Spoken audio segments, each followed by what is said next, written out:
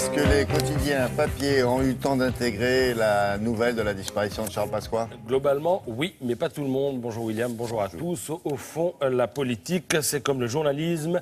Il faut être un peu voyou pour en faire. Ainsi parlait Charles Pasqua, amateur de bons mots et ministre gaulliste, adolescent résistant et premier flic de France, associé à l'intérieur comme langue peut l'être à la culture et rebaptisé Vieux Lion ce matin à la une de Nice Matin, qui compte donc, William, parmi les journaux qui ont eu le temps de chambouler leur une à l'annonce du décès de Charles Pasqua. Avec lui, les choses sont assez simples. Il ne laissait pas indifférent, provoqué au propre comme au figuré toute une série de commentaires. Alors à droite, on salue l'homme et à gauche, on salue également l'homme, mais on est un peu plus réservé sur le personnage. Le Figaro avait sans doute préparé sa pleine page, en tout cas la voici, au fin fond du supplément habituellement consacré à la culture dans le journal, papier factuel qui rappelle l'étrange destin de ce fils de gardien de la paix qui entra dans la résistance à l'âge de 16 ans et qui, avec sa licence de droit et ses études interrompues à 20 ans pour faire vivre sa famille,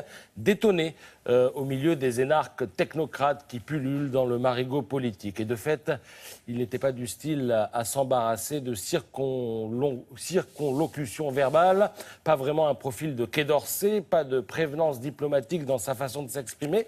Le Figaro fait l'inventaire de certaines de ses meilleures formules, des formules de celui qui disait vouloir terroriser les terroristes. On fera manger son chapeau à Mitterrand, disait-il aussi. Quand on pilote un bateau, il faut savoir maintenir le cap et non naviguer à la godille, se permettait-il de dire à Chirac, ce que ne détaille pas le papier du Figaro, mais que vous retrouverez dans cette biographie de l'ancien ministre de l'Intérieur.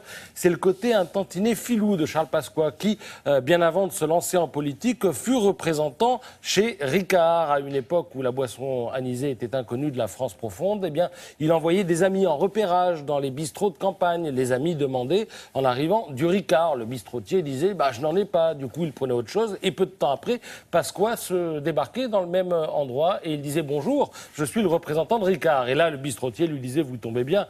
On n'arrête pas de m'en demander en ce moment et c'est comme ça qu'il vendait. Charles Pasqua est vite devenu directeur des ventes de la boîte. Alors plus critique, l'édito de Laurent Geoffrin dans Libération. On pouvait le lire dès hier soir sur le site internet. Très peu de temps après l'annonce de la disparition de l'ancien ministre, Geoffrin parle d'un patriote incontestable, mais c'était aussi, écrit-il, un cynique qui a donné au bout du compte, en dépit d'un talent incontestable, une image bien noire de la politique, sorte de Fernandel mélancolique. Charles Pasqua avait la truculence de son accent et l'inépuisable faconde de celui qui a tout vu.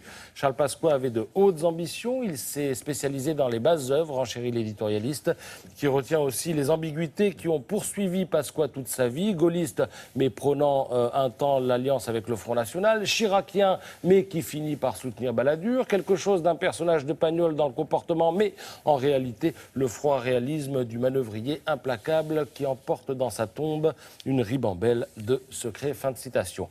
Juste pour finir, la nuit prochaine, vous allez dormir un peu plus longtemps, William. Alors, c'est pas qu'on passe à l'horaire d'été, horaire d'hiver, etc., mais on va dormir une seconde de plus. C'est la fameuse seconde intercalaire qui sera ajoutée ce soir à minuit au temps universel pour compenser le ralentissement de la rotation de la Terre depuis 2012.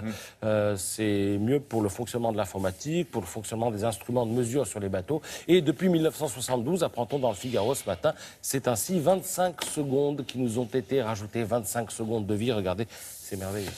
Bien, avec nous qui travaillons en horaire décalé, une seconde, ça compte, on prend. Merci beaucoup. L'actualité des sciences.